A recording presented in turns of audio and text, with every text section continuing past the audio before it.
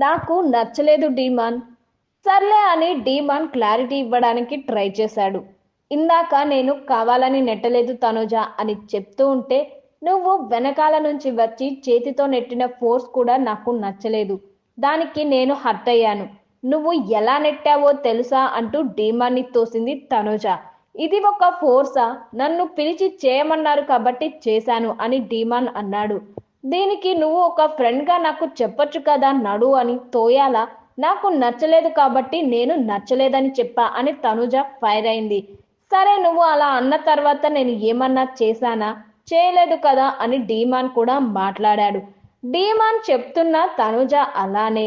నువ్వు నీకు నచ్చలేదని చెప్పావు కరెక్టే, కానీ అక్కడ మ్యాన్ హ్యాండ్లింగ్ అన్నావు, అది వేరేలా వస్తుంది బయటికి అంటూ తనుజతో దివ్య అంది.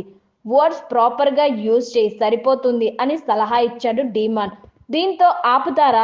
ఎవరైనా కొట్టడానికి వచ్చినప్పుడు, ఎవరైనా ఏమైనా అనడానికి వచ్చినప్పుడు ఉమెన్ హ్యాండ్లింగ్ అంటున్నారు కదా అని తనుజ తన మాటలు డిఫెండ్ చేసుకోవడానికి ట్రై చేసింది. అది సరదాగా అన్నారు, నువ్వు సీరియస్గా అంటున్నావు, నవ్వుతూ అనలేదు, పైగా ఒకసారి అనలేదు, అంటూనే ఉన్నావు అంటూ డీమాన్ మాట్లాడాడు. అంటూనే ఉన్నానా? ఒక 10 సార్లు అన్నానా? 2 టైమ్స్ అన్నాను. నాకు నచ్చలేదు డీమాన్ అని తనుజ ఫైర్ అయింది. మరి నచ్చలేదని చెప్పు, అంతేకాని మ్యాన్ హ్యాండ్లింగ్ అది ఇది అంటావేంటి అను డీమాన్ కూడా వాయిస్ రైజ్ చేశాడు. అవును, నాకు అలాగే అనిపించింది. నేను అప్పుడు సరదాగా అన్నాను కానీ ఇప్పుడు సీరియస్గా అంటున్నా అని తనుజ చెప్పింది.